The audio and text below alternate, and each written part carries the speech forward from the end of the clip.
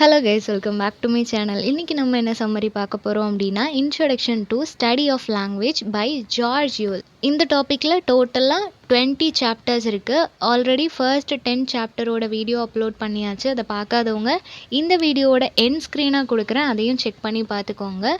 So இந்த வீடியோவில் 11 to 20th chapter வரைக்கும் எக்ஸ்ப்ளனேஷன் பார்க்கலாம். ஸோ ஃபர்ஸ்ட் வந்து டிஸ்கோர்ஸ் அனாலிசிஸ். டிஸ்கோர்ஸ் அப்படின்னா என்னென்னா வேறு ஒன்றுமே இல்லை, டிஸ்கஷன். ஒரு டிஸ்கோர்ஸ் அப்போது லாங்குவேஜோட யூஸ் எப்படி இருக்குது, கம்யூனிகேஷன் ப்ராசஸில் ஒரு டிஸ்கஷன் அப்போது எப்படியெல்லாம் அது வேரி ஆகுது அப்படின்றத கொடுத்துருக்குறாங்க. First one cohesion. கொஹிஷன் அப்படின்னா என்னென்னா இப்போ ஒரு டெக்ஸ்ட் இருக்குது அப்படின்னா அந்த டெக்ஸ்ட்டில் வந்து வேர்ட்ஸ், சென்டென்ஸ், ஃப்ரேசஸ் இந்த மாதிரி நிறைய விஷயங்கள் இருக்கும். அது எல்லாத்தையும் ஒன்றா சேர்த்தா தான் ஒரு டெக்ஸ்ட் அப்படின்னு சொல்கிறோம் இல்லையா. அதில் வந்து எல்லாமே ஒன்றோட ஒன்று கனெக்ட் ஆகணும். ஒரு கிராமட்டிக்கல் ஸ்ட்ரக்சர் பேட்டர்ன் இருக்கணும். எப்படி ஆல்ரெடி ஒரு ட்ரெடிஷ்னல் கிராமட்டிக்கல் ஸ்ட்ரக்சர் இருக்கோ அது எல்லாத்தையும் ஃபாலோ பண்ணி அந்த புக் வந்து எழுதியிருக்கணும். அது அஃபிஷியலி நீங்கள் வந்து பப்ளிஷ் பண்ணும்போது அதில் சில ரூல்ஸ் அண்ட் ரெகுலேஷன்ஸ் ஃபாலோ பண்ண வேண்டியது இருக்கும் இல்லையா.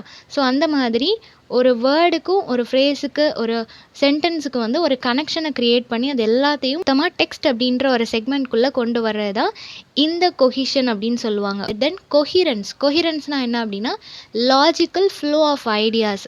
ஒரு டெக்ஸ்ட்டு வந்து ஒரு நாவல் எடுத்துக்கிறோம் அப்படின்னா அந்த நாவலில் வந்து ஒரு கொஹிரன்ஸ் இருக்கணும். ஐடியாஸ் வந்து ஒவ்வொரு சாப்டர்லேயும் ஒவ்வொரு விதமான தீம் இருக்கும், ஐடியாஸ் ஷேர் பண்ணியிருப்பாங்க. அது எல்லாத்துக்கும் ஒரு கனெக்ஷன் இருக்கணும். ஒவ்வொரு சாப்டர்லேயும் ரெலவென்ஸாக இல்லாமல் ஒரு கொஹிரன்ஸ் இல்லாமல் ஒவ்வொரு சாப்டரும் ஒவ்வொரு மாதிரி இருந்துச்சு அப்படின்னா அதை ரீட் பண்ணுறதுக்கே ஒரு இன்ட்ரெஸ்ட் இருக்காது, ஒரு கன்ஃபியூஷன், ஒரு அப்சர்டிட்டியை க்ரியேட் பண்ணும் இல்லையா. ஸோ அந்த மாதிரி இல்லாமல் ஒரு கண்டினியூட்டி இருக்கணும். ஒரு கொஹிரன்ஸோட ஐடியாஸை வந்து ஒரு ஃப்ளோவாக ஷேர் பண்ணணும் அப்படின்னு சொல்கிறாங்க. Then turn taking. டேர்ன் டேக்கிங்னா என்ன அப்படின்னா managing the flow of dialogues. இப்போ வந்து ஒரு ட்ராமா இல்லை ப்ளே ஏதாவது எழுதுகிறாங்க அப்படின்னா அதுலேயும் அந்த மாதிரி தான் ஒரு கனெக்ஷன் இருக்கணும். ஒரு டயலாக் இப்போ வந்து 2 பேருக்கான கான்வர்சேஷன் அப்படின்னா 1 to 1 மாற்றி மாற்றி அந்த கான்வர்சேஷன் கண்டினியூ ஆகிட்டே இருக்கணும். இடையில ஏதாவது பிரேக் வந்துச்சு அப்படின்னா அது வந்து அப்போ அந்த ப்ளே கட் ஆகும். நெக்ஸ்ட் எங்கே ஸ்டார்ட் ஆக போகுது அப்படின்றது தெரியாது, இல்லை நெக்ஸ்ட்டு ஸ்டார்ட் ஆகும்போது அது ப்ராப்பராக ஸ்டார்ட் ஆகுதா அப்படின்றது தெரியாது. ஒரு கன்ஃபியூஷனை க்ரியேட் பண்ணுறதுக்கு நிறையவே சான்சஸ் இருக்குது. ஸோ அது எல்லாத்தையும் அவாய்ட் பண்ணுறதுக்காக ஒரு ஃப்ளோ ஆஃப் டயலாக்ஸை வந்து மேனேஜ் பண்ணணும் அப்படின்னு சொல்கிறாங்க. தென் அட்ஜென்சி பேர்ஸ் அப்படின்னா என்னென்னா இது வந்து ஒரு அட்டரன்ஸ். அதாவது இப்போ ஒரு டெக்ஸ்ட் இருக்குது, இல்லை ஒரு ட்ராமாவோ இல்லை நாவல் எதுவாக வேணா இருக்கலாம், அதில் வந்து சில அட்டரன்ஸை வந்து கரெக்டாக ப்ளேஸ் பண்ணுறது. ஒரு கான்வர்சேஷனில் வந்து கரெக்டாக தேவையான இடத்துல கொஷின் அண்ட் ஆன்சராக இருக்கலாம், ஒரு எக்ஸ்க்ளமேஷனாக இருக்கலாம், எக்ஸாசரேஷனாக இருக்கலாம், எந்த ஒரு இமோஷனையும் ப்ராப்பராக கன்வே பண்ணுறது. நெக்ஸ்ட்டு வந்து ரிப்பேர்னால் என்ன அப்படின்னா எப்படி ஸ்பீக்கர் வந்து ஒரு விஷயத்தை கிளாரிஃபை பண்ணுறது இல்லைனா கரெக்ட் பண்ணுறது. ஒருத்தவங்க கிட்ட நம்ம கம்யூனிகேட் பண்ணும்போதாக இருக்கட்டும், ஒரு ப்ராப்ளம் வருது இல்லை அவங்க ஏதாவது கொஷின் நம்மளுக்கு அகெயின்ஸ்டாக ரைஸ் பண்ணுறாங்க அப்படின்னா அதை எப்படி நம்ம வந்து கிளாரிஃபை பண்ணுறோம் அப்படின்றது இருக்குது இல்லையா. அதுவுமே இந்த டிஸ்கோர்ஸ் அனாலிசிஸில் தான் வருது. ஸோ அவங்கக்கிட்ட நம்ம ப்ராப்பரான ஒரு டெஃபினேஷன் கொடுத்து ஒரு கிளாரிட்டி கொடுத்து அவங்களோட கொஷனுக்கு ஆன்சர் பண்ணுறது. நெக்ஸ்ட்டு வந்துட்டு ஹெட்ஜஸ் அப்படின்னா என்னென்னா word or phrase use to soften the impact of an utterance. இப்போது சம்டைம்ஸ் நம்ம ஒரு விஷயம் வந்து கன்வே பண்ணணும்னு நினப்போம், பட் அந்த வேர்ட் யூஸ் பண்ணோம் அப்படின்னா அது ஒரு அக்ரெசிவான ஒரு டோனில், ஒரு ஆர்டர் பண்ணுற மாதிரியான ஒரு டோனில் அது கன்வே ஆகும் அப்படின்னு சொல்லி நமக்கே தோணுதுன்னா அந்த வேர்டை எப்படி சாஃப்டாக பொலைட்டான மேனரில் நார்மலாக நம்ம சொல்கிற மாதிரி எப்படி கன்வே பண்ணுறது அப்படின்னு பார்க்குறது. ஓகேவா. ஸோ ஒரு விஷயம் நம்ம சொல்லணும், பட் அந்த வேர்டு அவங்கள அஃபெண்ட் பண்ணிடக்கூடாது, அதை ப்ராப்பராக சொல்லணும் அப்படின்னு சொல்லிட்டு நம்ம நினைக்கிறோம் இல்லையா. அந்த ஒரு ப்ராசஸ் தான் ஹெட்ஜஸ் அப்படின்னு சொல்கிறாங்க. தென் இன்ஃபரன்ஸ்னால் என்ன அப்படின்னா எப்படி லிசனர்ஸ் வந்து ஒரு கன்க்ளூஷனுக்கு வராங்க. அவங்க நிறைய இன்ஃபர்மேஷன்ஸ் கேட்டாங்க, அந்த இன்ஃபர்மேஷன்ஸ்லாம் வச்சு எப்படி ஒரு கன்க்ளூஷனுக்கு வராங்க அப்படின்றது. ஓகேவா. ஸோ ப்ராப்பரான ஒரு கன்க்ளூஷன் அந்த டிஸ்கஷன் முடியும் போது அவங்க கேதர் பண்ண இன்ஃபர்மேஷன்லாம் வச்சு ஒரு ப்ராப்பரான கன்க்ளூஷனுக்கு வர்றது. ஸோ இது எல்லாமே டிஸ்கோர்ஸ் அனாலிசிஸ். ஒரு டிஸ்கஷனில் இருக்கிறோம் அப்படின்னா இது எல்லாமே இருக்கும். நெக்ஸ்ட் 12th ஒன் என்ன அப்படின்னா லாங்குவேஜ் அண்ட் தி பிரெயின். லாங்குவேஜுக்கும் பிரெயினுக்கும் என்ன மாதிரியான கனெக்ஷன் இருக்குது அப்படின்றது, அதுக்கான ரிலேஷன்ஷிப் என்ன அப்படின்னா ஒரு லாங்குவேஜ் நம்ம அண்டர்ஸ்டாண்ட் பண்ணிக்கணும், அதை மற்றவங்க கிட்ட பேசணும், அதை லேர்ன் பண்ணிக்கணும் அப்படின்னா ஃபர்ஸ்ட் அது வந்து பிரெயினில் போயிட்டு அது கிளிக் ஆகணும். அந்த பிரெயின் அக்செப்ட் பண்ணிக்கணும். அந்த லாங்குவேஜை வந்து அண்டர்ஸ்டாண்ட் பண்ணிக்கணும். அதை மெமரைஸ் பண்ணுறதுக்கு பிரெயின் ரெடியாக இருந்தால் மட்டும்தான் நம்மளால் அதை கண்டினியூ பண்ண முடியும். ப்ரோக்கா அப்படின்னு சொல்லப்படுற ஒரு ஏரியா, ஓகேவா? இது வந்து பிரெயினில் இருக்கிற ஒரு பார்ட். இந்த பார்ட்டு தான் நம்ம வந்து பேசக்கூடிய அந்த ஸ்பீச் ப்ரொடக்ஷன், கிராமர், இது எல்லாத்துக்குமே ஒரு ரெஸ்பான்சிபிளாக இருக்குது. நம்ம என்ன மாதிரியான வேர்ட்ஸ் பேசுகிறோம். இப்போ தமிழ்லேயே நம்ம பேசும்போது இது நம்மளோட மதர் டங் அப்படின்றதுனால கண்டினியூஸாக நமக்கு வேர்ட்ஸ் வந்துகிட்டே இருக்குது. இதுவே இங்கிலீஷில் நம்ம பேசுகிறோம், நம்ம ஒரு பிகினராக இருக்கும்போது நம்ம வேர்ட் சர்ச் பண்ணுவோம் இல்லையா? அந்த சென்டென்ஸில் எந்த வேர்டு இதுக்கப்புறம் போடணும், கரெக்டாக அந்த ஃபார்மேட்டில் தான் நம்ம ஸ்ட்ரக்சர் பண்ணுறோமா அப்படின்னு சொல்லிட்டு பிரெயினில் ஒரு ப்ராசஸ் நடந்துகிட்டே இருக்கும். அதுக்கப்புறம் தான் நம்ம அதை வெளியே சொல்லுவோம் இல்லையா? ஸோ அந்த மாதிரி அந்த ஒரு ஏரியாவில் நடக்கிற அந்த ஒரு ப்ராசஸ், அதை தான் சொல்கிறாங்க.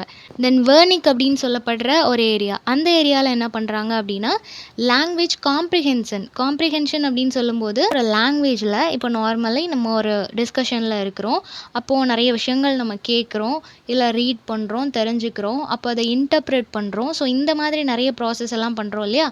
இது வந்து இந்த வேர்னிக் அப்படின்ற ஏரியாவில் தான் நடக்குது. தென் அஃபாசியாஸ் அப்படின்னா என்னென்னா, இது வந்து இப்போது பிரெயின் டேமேஜ், ஸ்ட்ரோக் அந்த மாதிரி நடக்கும்போது நம்மளோட பிரெயின் வந்துட்டு ஆக்டிவாக இருக்காது. ஸோ அப்போ வந்து ஒரு லாங்குவேஜ் அண்டர்ஸ்டாண்ட் பண்ணிக்கிறதுக்கு கஷ்டமாக இருக்கும். நம்ம ஒருவேளை பிரெயின் டேமேஜ் ஆனவங்களும் சம்டைம்ஸ் அவங்க பேச ட்ரை பண்ணுறாங்க அப்படின்னா அப்போ அவங்களோட லாங்குவேஜ் வித்தியாசமாக இருக்கும். அவங்களோட பிரெயினில் ஸ்டோர் ஆகிருக்கிற அந்த ஒரு சிக்னல், சிம்பிள்ஸ் எல்லாமே டோட்டலி டிஃப்ரெண்ட்டாக இருக்கும். ஸோ அவங்க பேசுகிறது நார்மலான ஒரு லாங்குவேஜாக இருக்காது. ஸோ இம்பார்ட்டண்ட்டான அந்த 2 பார்ட்டில் பிரெயினில் டேமேஜ் ஆச்சு அப்படின்னா லாங்குவேஜ் ஸ்ட்ரக்சர் அப்படின்றது டோட்டலாக கொலாப்ஸ் ஆயிரும். அவங்களால ப்ராப்பராக பேச முடியாது அப்படின்றத சொல்கிறாங்க. Next 13th one, first language learning. அதாவது நம்ம எப்போ ஃபர்ஸ்ட் லாங்குவேஜை வந்து லேர்ன் பண்ணோம் அப்படின்ற அந்த ஒரு ப்ராசஸ், குழந்தையா இருக்கும்போது தான் நம்ம லாங்குவேஜை லேர்ன் பண்ணுறோம். குழந்தையிலேருந்தே நம்ம பேச ஆரம்பிக்கிறோம் இல்லையா?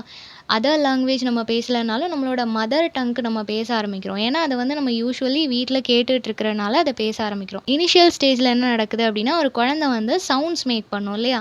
அது வந்து ரொம்ப குழந்தையா இருக்கும்போது, பிறந்து மாதக்கணக்கு ஆகிற டைம்லலாம் அது நிறைய சவுண்ட்ஸ் மேக் பண்ணும். அப்போவே அவங்க பேச ட்ரை பண்ணுது அப்படின்னு நம்ம சொல்லுவோம். அதுக்கு ஏதோ ஒன்று இவங்க பேசுகிறாங்க, அதுக்கு நம்ம பதில் கொடுக்கணும்னு சொல்லிட்டு அது ஏதோ பேச ட்ரை பண்ணுது அதோட லாங்குவேஜில். தென் ஆஃப்டர்வர்ட்ஸ் அதுக்கு நம்ம ஒரு வேர்ட் சொல்லி கொடுக்குறோம். அம்மான்னு சொல்லு, அப்பான்னு சொல்லலாம் சொல்லி கொடுக்குறாங்க இல்லையா? ஸோ அந்த மாதிரி ஒவ்வொரு வேர்டு வந்து நம்ம சொல்லி கொடுக்குறோம். அதை பேசுகிறதுக்கு அந்த குழந்தை வந்து ட்ரை பண்ணுது. தென் டெலிகிராஃபிக் ஸ்பீச், நம்ம பேசுகிறது எல்லாத்தையுமே அது வந்து லிசன் பண்ணுது இல்லையா? அந்த அட்மாஸ்ஃபியர் எல்லாத்தையும் அது அப்சர்வ் பண்ணுது.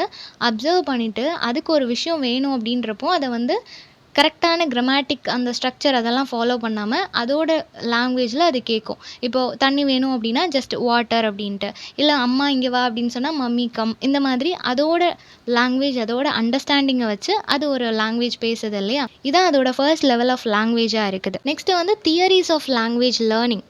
லாங்குவேஜ் லேர்னிங்கில் என்னென்ன தியரிஸ் இருக்குது அப்படின்னா, ஃபர்ஸ்ட்டு பிஹேவியரிசம். ஒரு குழந்தை ஃபர்ஸ்ட்டு லேர்ன் பண்ணிக்கிறது இமிட்டேஷனில் இருந்து தான். அம்மா என்ன பண்ணுறாங்களோ அதே மாதிரி, அவங்க வீட்டில் தாத்தா பாட்டி இருந்தாங்கன்னா அவங்க என்ன பண்ணுறாங்களோ அதே மாதிரி அந்த குழந்தைகிட்ட அம்மா எப்படி சிரிப்பாங்க, தாத்தா பாட்டி என்ன செய்வாங்க அப்படின்னு கேட்டால் அதே மாதிரி அந்த குழந்தை பண்ணி காமிக்கும். ஏன் அப்படின்னா அந்த குழந்தை டே டு டே அதை வாட்ச் பண்ணுது, அப்சர்வ் பண்ணுது, அதோட பிரெயினில் அது வந்து ஸ்டோர் ஆகிடுச்சு. ஸோ அதை ஈஸியாக அதால் காப்பி பேஸ்ட் பண்ண முடியுது. தென் நேட்டிவிசம்னா என்ன அப்படின்னா பயாலஜிக்கலி, இப்போது ஒரு குழந்தை வந்து அவங்க அப்பா மாதிரியே தூங்கும்போது அதே போஸில் அது தூங்குது அப்படின்னாலோ, இல்லை அவங்க அப்பாவுக்கு ஏதோ ஒரு ஹேபிட் இருக்குது அதே மாதிரி அந்த குழந்தை வந்து காப்பி பண்ணுது, சின்ன வயசுலேயே காப்பி பண்ணுது அப்படின்னா, யாரும் சொல்லி கொடுக்காமலே பண்ணுதுன்றது வந்து அது பயாலஜிக்கலி அந்த பாடி லாங்குவேஜ் எல்லாமே வர்றது.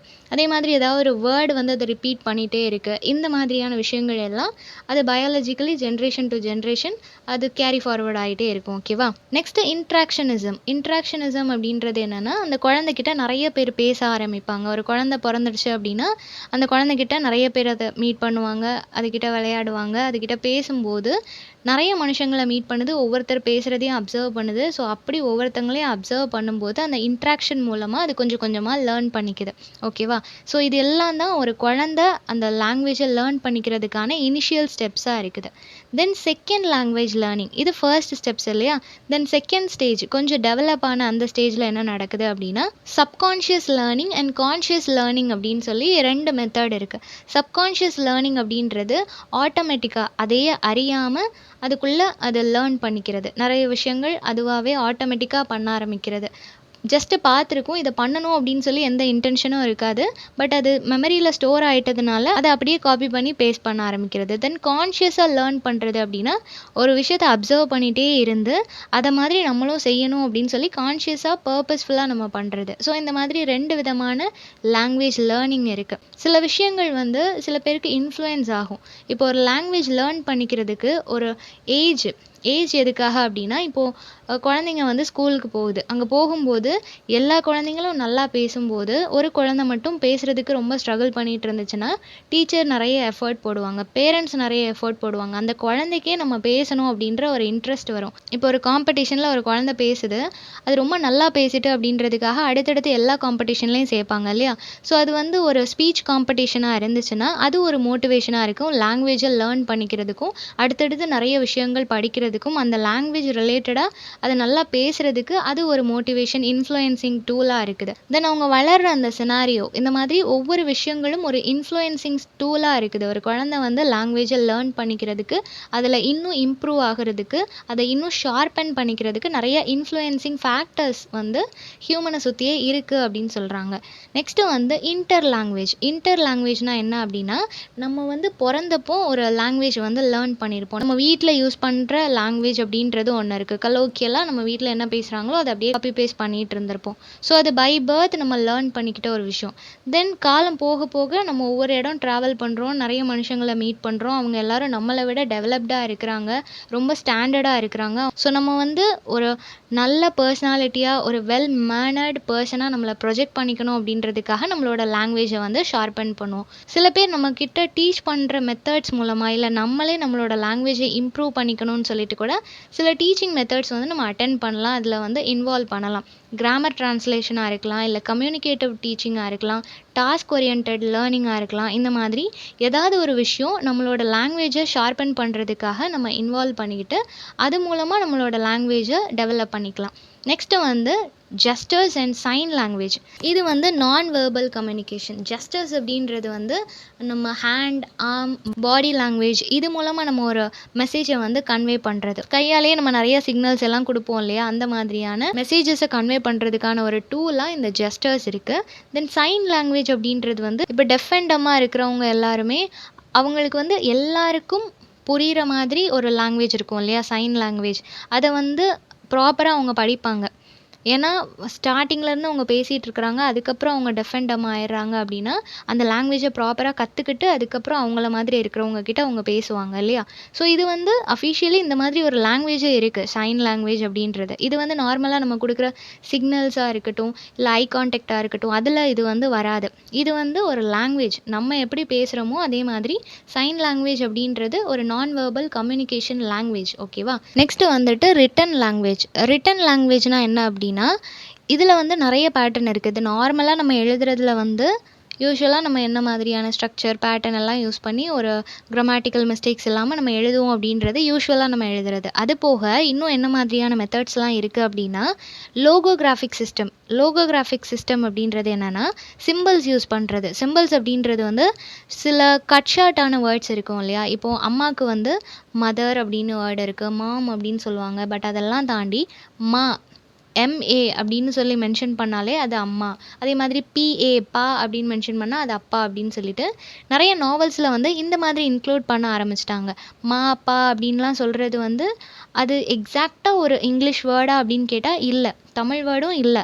பட் அதை வந்து யூஸ் பண்ணுறாங்க. அது ஒரு சிம்பிள்ஸ் மாதிரி தான். அது மூலமாக ஒரு வேர்டை கன்வே பண்ணுறது. ஓகேவா? ஸோ இதுதான் லோகோகிராஃபிக் சிஸ்டம் அப்படின்னு சொல்கிறாங்க. தென் சிலபிக் சிஸ்டம் அப்படின்னா என்னென்னா, இப்போ ஜாப்பனீஸ் கானா எடுத்துக்கிட்டோம் அப்படின்னா அதில் ஈச் சிம்பிள்ஸ் வந்து ஒரு சிலபலாக ரெப்ரசன்ட் ஆகுது. கா, கி, கு இந்த மாதிரி ஒவ்வொரு சிம்பிள்ஸுமே அது ஒரு சிலபலாக கன்வெர்ட் பண்ணுறாங்க, அதை கன்சிடர் பண்ணுறாங்க. ஓகேவா? ஸோ இந்த மாதிரி வேர்ட்ஸை வந்து ரிட்டன் ஃபார்மேட்டில் கொடுக்குறது. ஸோ இது மூலமாகவும் அவங்க வந்து லேர்ன் பண்ணிக்கிறாங்க, இதையும் கன்சிடர் பண்ணுறாங்க, இதையும் அக்செப்ட் பண்ணிக்கிறாங்க. ரிட்டன் லாங்குவேஜாக இதையுமே அக்செப்ட் பண்ணிக்கிறாங்க. தென் ஆல்ஃபபெட்டிக் சிஸ்டம்னா என்ன அப்படின்னா, each and every letter, alphabetical லெட்டர்ஸில் வந்து எல்லாத்துக்கும் டிஃப்ரெண்ட்டான சவுண்ட் இருக்குது. ஈச் அண்ட் எவ்ரி வேர்ட் எல்லாமே டிஃபர் ஆகும் இல்லையா? சவுண்டு வந்து டிஃபர் ஆகும். ஒரே மாதிரி சவுண்ட் இருக்கிறதுலையும் அந்த ஸ்ட்ரெஸ் பண்ணுறதுல அது டிஃபர் ஆகும். ஸோ அந்த மாதிரி டிஃப்ரெண்ட்டான சவுண்ட் கொடுக்கக்கூடிய ஈச் அண்ட் எவ்ரி வேர்ட் ஒன்றா கம்பைன் பண்ணி ஒரு நியூ வேர்டாக கன்வெர்ட் பண்ணுறது. இப்போ சி அப்படின்னு சொல்கிறோம், அதே மாதிரி ஏ அப்படின்னு சொல்கிறோம், டீன்னு சொல்கிறோம். அதை கம்பைன் பண்ணும்போது நம்ம சிஏடின்னு தான் சொல்லணும், ஆனால் நம்ம கேட்டுன்னு சொல்கிறோம். இந்த மாதிரி டிஃப்ரெண்ட் சவுண்ட்ஸ் இருக்கிற லெட்டர்ஸ் எடுத்து அதை கம்பைன் பண்ணி ஒரு நியூ வேர்டை ப்ரொடியூஸ் பண்ணுறது, அதை நம்மளோட ரைட்டிங் பர்பஸ்க்காக யூஸ் பண்ணுறது. இதுதான் ஆல்ஃபபெட்டிக் சிஸ்டம் அப்படின்னு சொல்கிறோம். தென் ஆர்த்தோகிராஃபிக் கன்வென்ஷன்னா என்னென்னா rules for spelling and punctuation in language. அதாவது ஒரு ரைட்டிங் நம்ம எழுதும்போது ஸ்பெல்லிங்கில் ரொம்ப கான்ஷியஸாக இருக்கணும். ஸ்பெல்லிங் கொஞ்சம் மாறிச்சு அப்படின்னா மீனிங் சேஞ்ச் ஆகிறதுக்கு சான்ஸ் இருக்குது, அந்த இமோஷனே மாற்றி கன்வே ஆகிறதுக்கும் சான்ஸ் இருக்குது. ஸோ அதனால் ஸ்பெல்லிங்கில் கான்ஷியஸாக இருக்கணும்.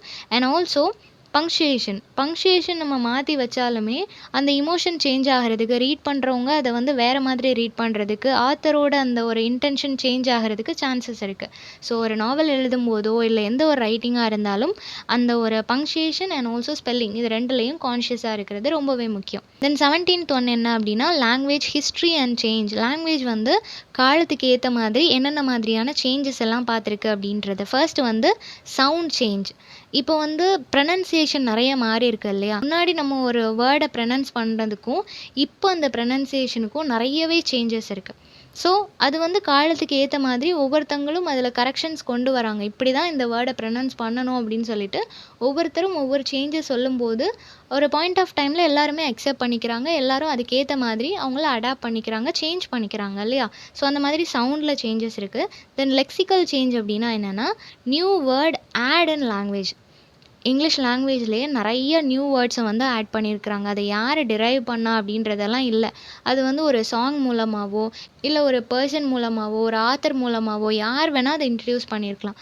பட் நியூ வேர்ட்ஸ் ஆட் ஆகிட்டே தான் இருக்குது. அது எல்லாமே அந்த லெக்சிக்கல் சிஸ்டமில் ஒரு சேஞ்சஸை க்ரியேட் பண்ணிகிட்டே இருக்குது. தென் செமாண்டிக் சேஞ்ச் என்ன அப்படின்னா how meaning of a word change. ஒரு வேர்டுக்கு வந்து இதுதான் மீனிங்னு இவ்வளோ நாள் நினச்சிட்டு இருந்திருப்போம். பட் இப்போ வந்து அதுக்கு நியூ மீனிங்கை கொடுப்பாங்க, நியூ பர்செப்ஷனை கொடுப்பாங்க.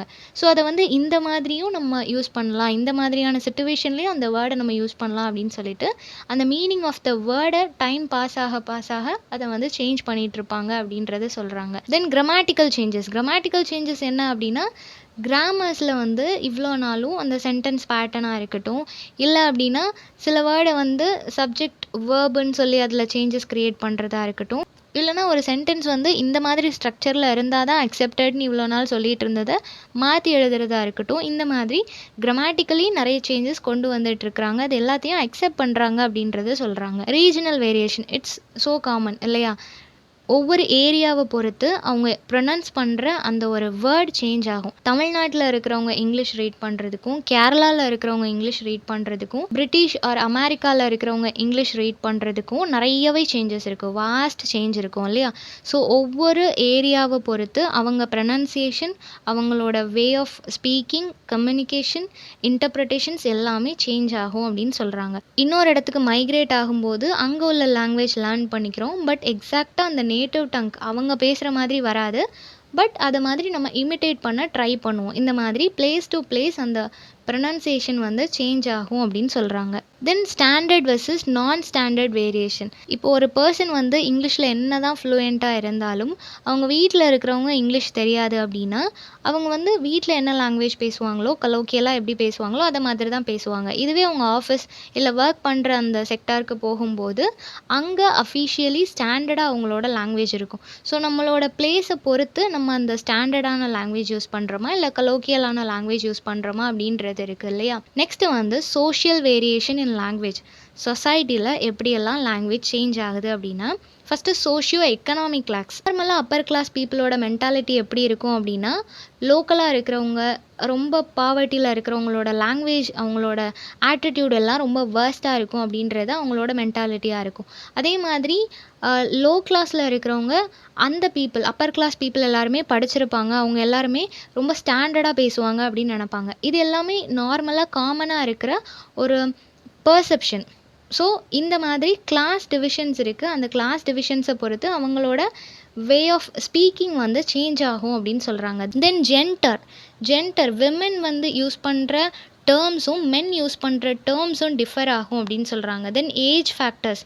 ஒரு குழந்தை ஒரு இமோஷனை கன்வே பண்ணுறதுக்கு யூஸ் பண்ணுற வேர்ட்ஸும் அதே இமோஷனை ஒரு யங் பர்சன் கன்வே பண்ணுறதுக்கு யூஸ் பண்ணுற வேர்ட்ஸும் டிஃபர் ஆகும். சாய்ஸ் ஆஃப் வேர்ட்ஸ் அப்படின்றது இருக்குது. அந்த குழந்தையோட நாலேஜில் என்னென்ன வேர்ட்ஸ்லாம் அதுக்கு ஸ்டோர் ஆகிருக்கோ அதை வச்சு அந்த இமோஷனை அது கன்வே பண்ணும். அதுவே அந்த பெரிய ஆள் வந்துட்டு அந்த இமோஷனை எக்ஸாக்டாக கன்வே பண்ணணுன்றதுக்காக நிறைய வேர்ட்ஸை பர்ஃபெக்டாக அவங்க செலக்ட் பண்ணி அதை கன்வே பண்ணுவாங்க. ஸோ இந்த மாதிரி ஏஜை பொறுத்து லாங்குவேஜ் வந்து டிஃபர் ஆகுது. தென் ப்ரெஸ்டீஜ் என்ன அப்படின்னா, சில பேர் வந்து அவங்களோட லாங்குவேஜை அவங்களோட ப்ரெஸ்டீஜாக நினப்பாங்க. ஸோ எந்த மாதிரியான லாங்குவேஜ் நான் பேசினேன்னா எனக்கு மரியாதை கிடைக்கும்னு அதில் ரொம்ப கான்ஷியஸாக இருப்பாங்க.